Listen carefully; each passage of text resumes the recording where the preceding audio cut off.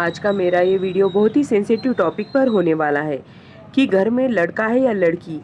ये कैसे जान सकते हैं कि गर्भ में पल रहा बच्चा लड़का है या लड़की, और हम क्या ऐसा कर सकते हैं जिससे हम ये डिसाइड करें, जिससे हम ये जान सके कि गर्भ में पल रहा बच्चा लड़का है या लड़की।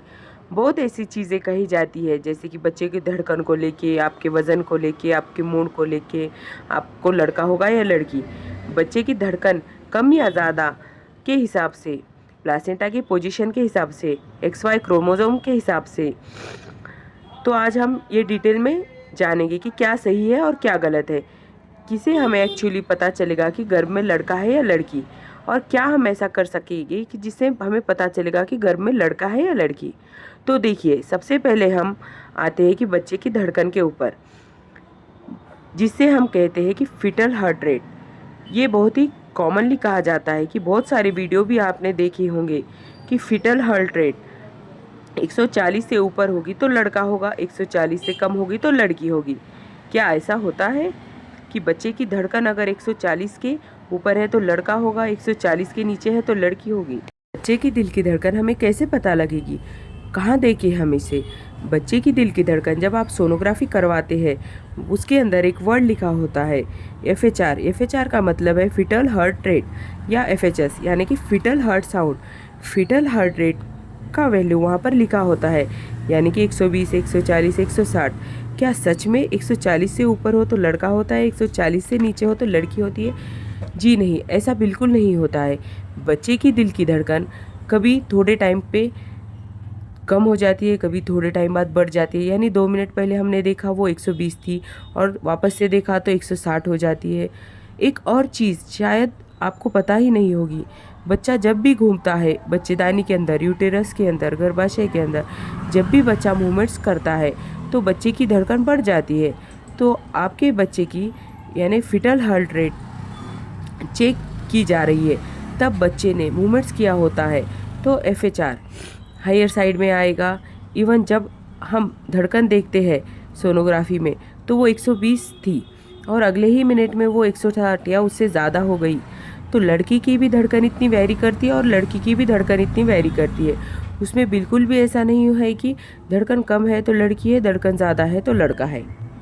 लड़की की भी ज़्यादा हो सकती है, तो गलतफहमी बिल्कुल मत पालिए कि बच्चे की दिल की धड़कन से आप ये जानेंगे कि लड़का है या लड़की। तो बच्चे की धड़कन नहीं बताती कि अंदर लड़का है या लड़की।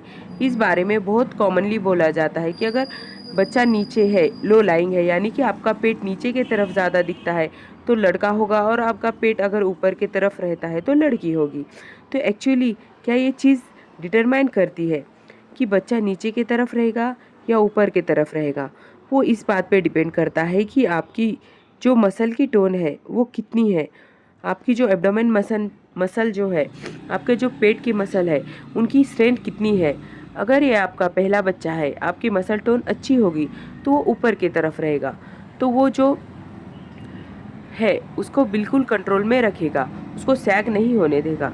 लेकिन ये अगर आपका दूसरा तीसरा बच्चा है, या आपने प्रोटीन कम लिया है, या आपका मसल पावर वीक है, तो बच्चा नीचे की साइड रहेगा।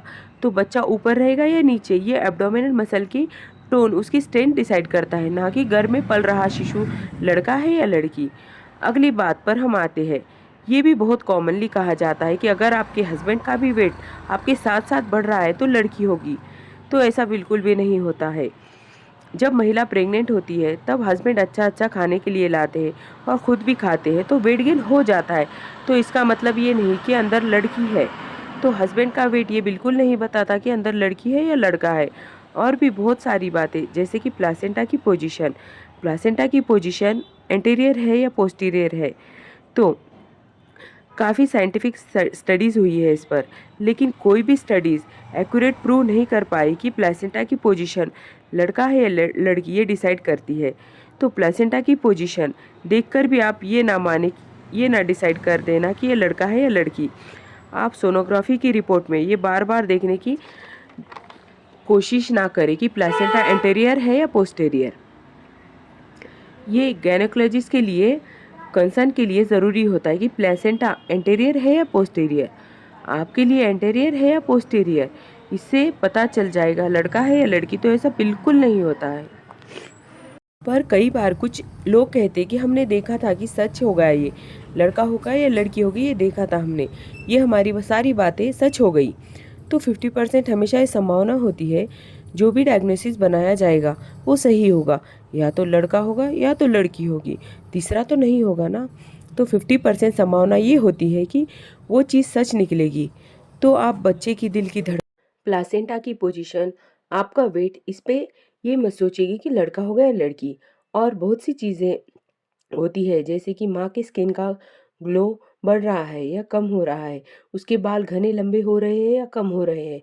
ये कॉमन कहा जाता है कि जो लड़की होती है वो माँ की ब्यूटी कम करती है, चुरा लेती है, या घर में पल रहा बेबी लड़की है तो माँ की स्किन डल हो जाती है, माँ के स्किन का टेक्सचर डल हो जाएगा, बाल जो है वो झड़ने लगेंगे, और लड़का होगा तो रिवर्स हो जाएगा।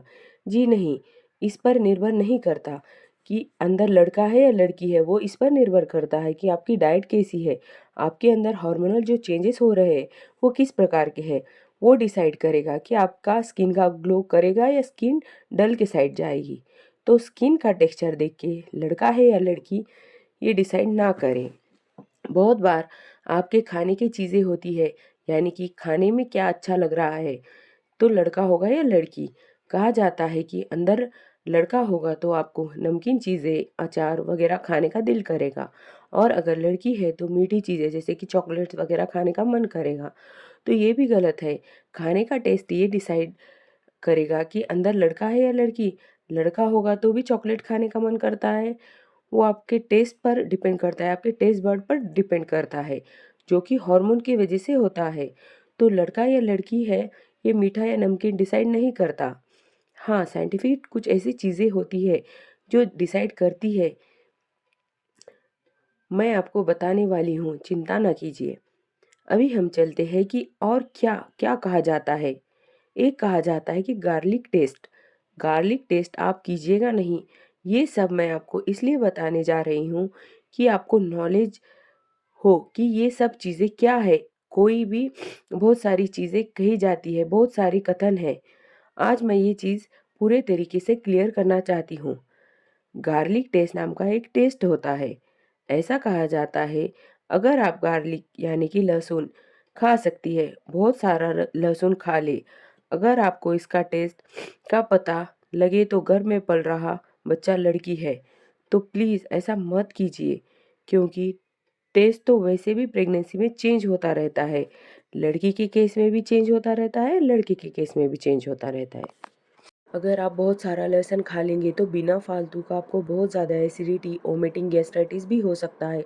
तो कृपया करके आप गार्लिक टेस्ट करने की कोशिश ना कीजिए। मैंने पहले ही आपको क्लियर कर दिया है, बिल्कुल भी पता नहीं चलता अंदर लड़का है या लड़की है। ये टेस्ट किसी काम का नहीं है। जैसे गार्लिक टेस्ट होता है वैसे और भी टेस्ट फेमस होते हैं क्या? तो हाँ, एक और भी और ऐसे बहुत सारे टेस्ट फेमस होते हैं। एक अंगूठी टेस्ट लीजिए। क्या इसमें क्या करना होता है, एक अंगूठी लेकर उसे धागे से लटका लीजिए और उसको पेट के आगे लटका लीजिए, और ये कहा जाता है कि अगर वो गोल गोल घूमेंगी तो अंदर लड़की होगी, और अंदर वो साइड टू साइड घूमेगा तो अंदर लड़का होगा। जी नहीं, ये भी गलत है, ऐसा बिल्कुल भी नहीं होता है। वज़न पर लेकर आपको बहुत सारी चीज़ें कही जाती है। अगर आपका वज़न बीच के हिस्से में बढ़ रहा है तो लड़की होगी, और फ्रंट से बढ़ रहा है तो लड़का होगा। तो नहीं, बिल्कुल ऐसा भी नहीं होता है।